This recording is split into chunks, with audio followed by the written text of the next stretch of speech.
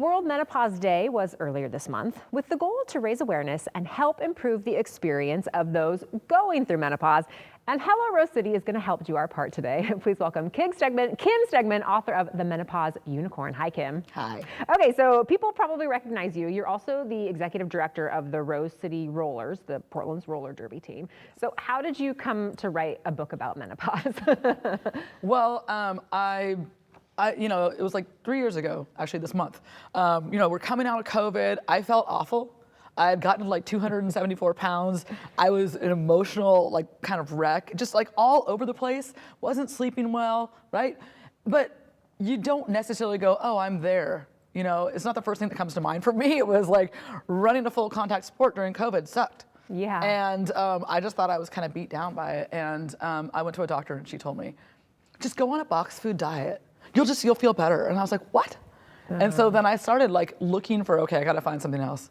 And so I went and found my friend Emily Howell, she's a menopause coach, but she was a trainer at my gym.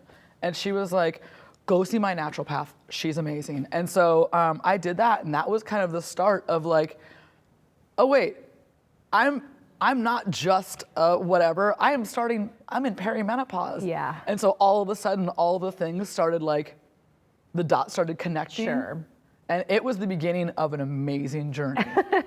Which we can read about in the book. So tell folks what they can expect from the book.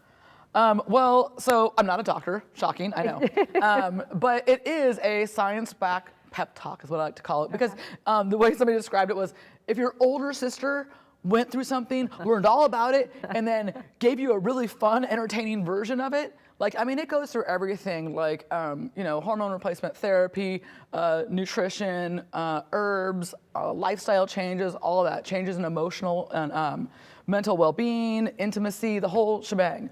But it's 220 pages, super entertaining, but filled with information. And one of my favorite things is actually each chapter, I have a chapter closing that has key takeaways, hot tips, action items, and other resources. So I really want it to be something that was really approachable and understandable, an easy, fun read, but it gives you a ton of information.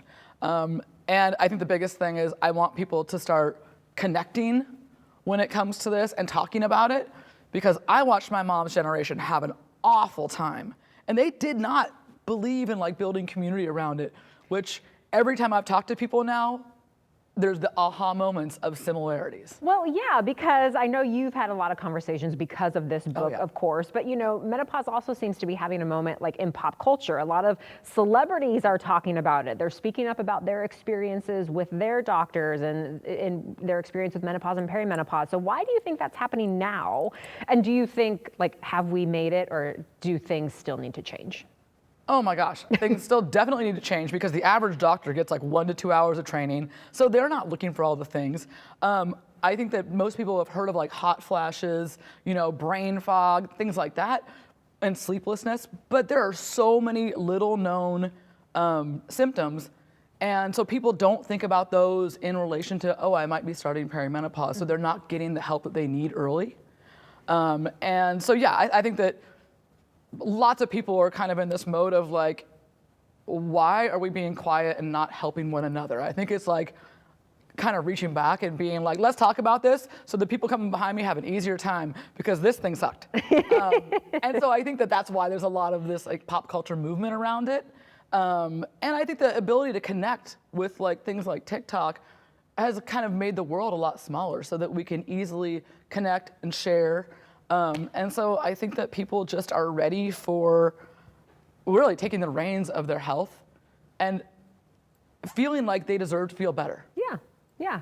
You have an event coming up, which is more roller derby focused, but of course you're going to talk about the book. So tell us about that. Yeah, I'm doing a dual event with my friend Erica Vanstone, who is, she wrote a book about roller derby. And so we're having an event this Sunday at Powell's.